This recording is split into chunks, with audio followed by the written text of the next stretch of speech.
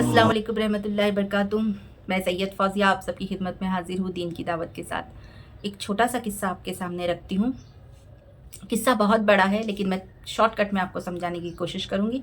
अगर तफसील से समझाऊँगी तो वीडियो बहुत बड़ा हो जाएगा, और अगर आपको पूरा जानना है तो आप सूरह नूर के अंदर आयत नंबर 1 से लेकर 20 तक के ये किस्सा तफसील से बयान किया गया है, आप उसे देख सकते हैं, पढ़ सकते हैं। ठीक है, तो हम किस्सा शुरू करते हैं। अम्मा आयशा रज़ी अल्लाह ताला अन्हा एक दिन नबी करीम सल्लल्लाहु अलैहि वसल्लम के साथ सफ़र पर थी।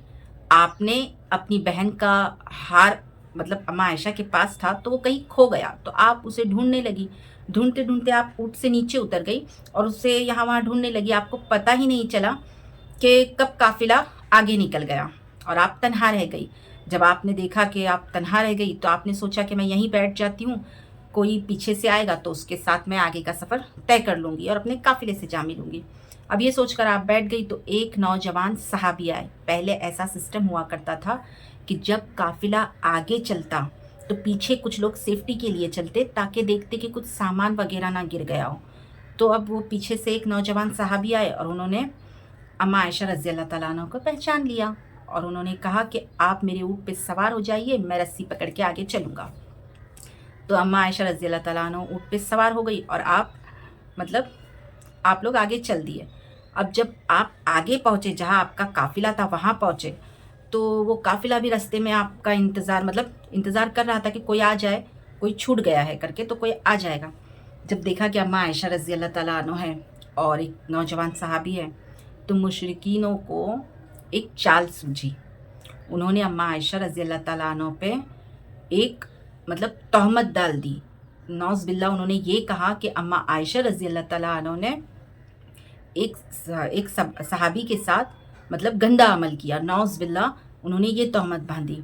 अब वो इतना शोर गोल करने लगे तो सहाबियों तक के ये मामला पहुंचा, तो सहाबियों ने ये कहा कि हम तो इस बात का यकीन नहीं करते, इस बात को अल्लाह के नबी पर ही पलटा दो, वही इस बात का तय करेंगे। अब आप सल्लल्लाहु अलैहि वसल्लम तक के ये बात पहुंची तो आप सल्लल्लाहु अलैहि वसल्लम बहुत परेशान हो गए और आपने खामोशी इख्तियार कर ली और अम्मा आयशा रज़ी अल्लाह तआला अन्हा से कहा कि आप अपने वालिद के पास चले जाए, जब अल्लाह जवाब देगा तब मैं आपको बुला लूँगा।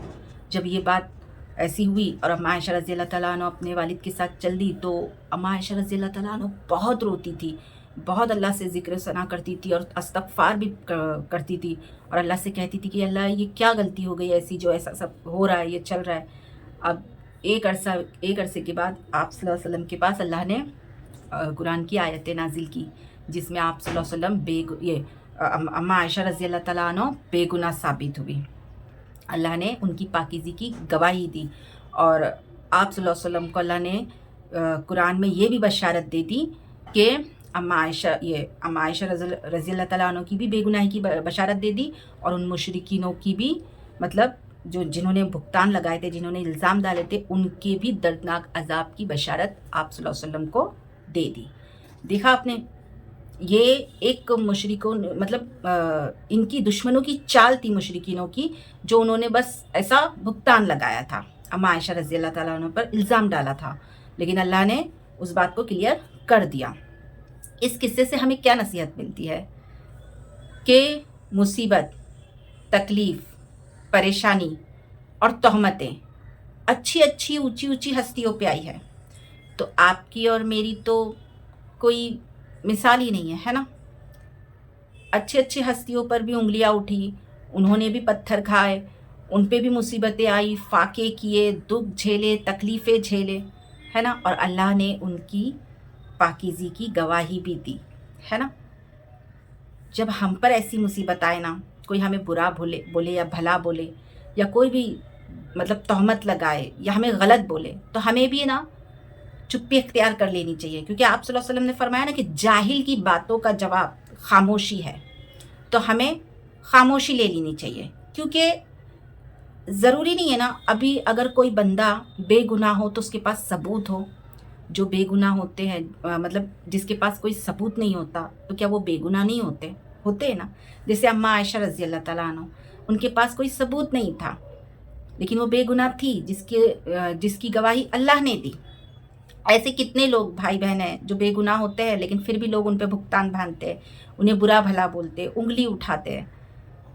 तो इंशाअल्लाह बस मैं ये कहूँगी कि सब्र करो, अल्लाह जवाब देने वाला है। अल्लाह अपने बंदों की तोहमतों का जवाब खूब देता है, बस बंदा सही रहे, बंदा अल्लाह पे तवक्कुल रखे और बेगुनाह रहे तो बस अल्लाह पे तवक्कुल रखे, इंशाअल्लाह वहाँ से जवाब आता ज़रूर है।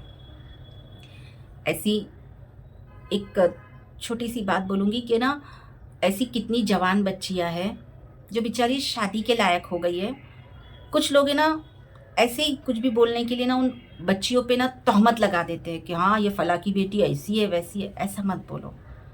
उन बच्चियों का मतलब रिश्ता आना जाना है और ऐसे भुगतान बांध देना किसी भी औलाद के ऊपर, किसी भी औरत के ऊपर, ये ठीक नहीं। हम अगर किसी को गलत कह रहे, हो सकता है वो अल्लाह के करीब हो, अल्लाह को प्यारा हो हमसे ज़्यादा, उसका कोई अमल अल्लाह को प्यारा लगता हो, तो ऐसा बिल्कुल ना कहें। अगर हम किसी को बुरा बोल रहे, क्या पता आगे जाके अल्लाह ने उसको कहाँ से उठा के कहाँ बिठा दिया। हम जिसे गलत कह रहे हैं, जिस औरत को, बस अगर हमें कुछ बुरा लगता है ना, तो हम अल्लाह से सिर्फ दुआ कर सकते हैं कि अल्लाह इसको हिदायत दे, है ना, इतना ही हमारे हाथ है। लेकिन किसी को भी बुरा कहने का हक हमें नहीं है ना। हम दूसरों की अगर किसी बुरी चीज़ को देखें तो हम सिर्फ दुआ कर सकते हैं, अल्लाह इसको हिदायत दे परवरदिगार, ये राह हक से भटक चुका है। लेकिन हमें क्या हक है कि तू बुरा है और मैं सही हूँ, ऐसा बोलने का बिल्कुल हक नहीं है। बिल्कुल ऐसा ना करें। क्या पता वो अल्लाह को पसंद हो, अल्लाह का महबूब बंदा हो, तो बिल्कुल ऐसा ना करें।